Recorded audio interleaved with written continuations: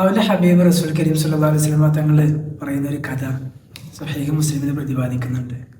കഥ ഇങ്ങനെ: ഒരു മനുഷ്യൻ തൻ്റെ ഒട്ടകവുമായിട്ട് മരുഭൂമിയിലൂടെ ഇങ്ങനെ സഞ്ചരിക്കുക. സഞ്ചാരത്തിനിടയിൽ ക്ഷീണിച്ച അദ്ദേഹം അവിടെ കണ്ടൊരു മരത്തണലിൽ വിശ്രമിക്കാൻ ഒരുങ്ങി. അങ്ങനെ വിശ്രമത്തിനൊടുവിൽ എഴുന്നേറ്റ് നോക്കുമ്പോൾ അദ്ദേഹം അങ്ങ് ഞെട്ടിപ്പോയി. കാരണം അദ്ദേഹത്തിന് ഒട്ടകത്തെ കാണാനില്ല. അദ്ദേഹത്തിന് ഈ ഒരു വിഷമം ആരോട് പറയണമെന്നറിയില്ല.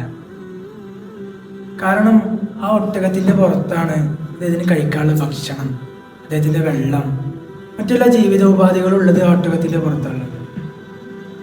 അങ്ങനെ അദ്ദേഹം ആ വിശാലമായ മരുഭൂമിയിൽ ഒട്ടകത്തെ അലഞ്ഞ് ഒരുപാട് നടന്നു.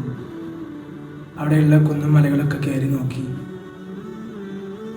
ഒടുവിൽ അദ്ദേഹത്തിന് ആ ഒട്ടകത്തെ കണ്ടെത്താൻ കഴിഞ്ഞില്ല. നിരാശനായ അദ്ദേഹം തിരിച്ചും ആ മരത്തണലിലേക്ക് തന്നെ വന്നിരിക്കുകയാണ്.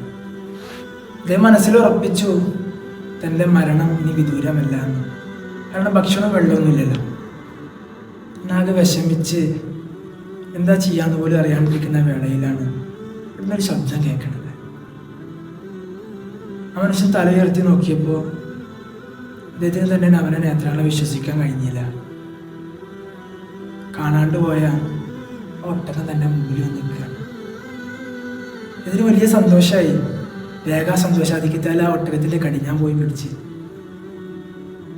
അതിയായ സന്തോഷം തന്നെയല്ലേ ഇത്ര നേരം പരതിയിട്ട് അവസാനം ഒട്ടകത്തെ കണ്ടിട്ടുമ്പോൾ. അങ്ങനെ അദ്ദേഹം ആ സന്തോഷവേളയിൽ അബദ്ധത്തിൽ പറഞ്ഞുപോയി, അല്ലാഹുവേ, ഞാൻ നിന്റെ യജമാനും നീ എൻ്റെ അടിമയുമാണ്. എന്നാൽ അദ്ദേഹം പറയാൻ ഉദ്ദേശിച്ചത് മറിച്ചായിരുന്നു. അല്ലാഹുവേ, നീ എൻ്റെ യജമാനും ഞാൻ എൻ്റെ അടിമയുമാണ് എന്നുള്ളത്. പക്ഷേ ആ സന്തോഷാഹ്ലാദത്തിൽ അദ്ദേഹത്തിൻ്റെ വാക്കുകളെ പോലും തെറ്റിച്ച് കളഞ്ഞു.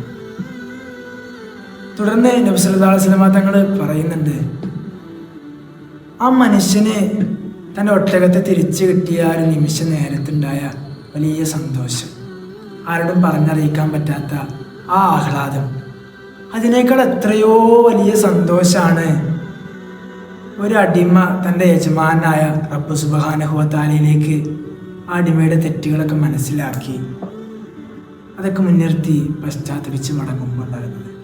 ഈ അടിമ തൗബ ചെയ്ത് അള്ളാഹുവിലേക്ക് മടങ്ങുമ്പോൾ അള്ളാഹു സുബ്ഹാനഹു വ തആലയ്ക്ക് ആ ദാസനെ സംബന്ധിച്ച് ഒട്ടകം തിരിച്ചു കിട്ടുമ്പോൾ അയാൾക്കുണ്ടായ സന്തോഷത്തേക്കാൾ എത്രയോ വലിയ സന്തോഷമാണ്.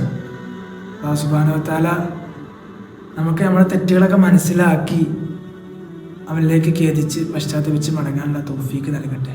ആമീൻ യാ റബ്ബൽ ആലമീൻ.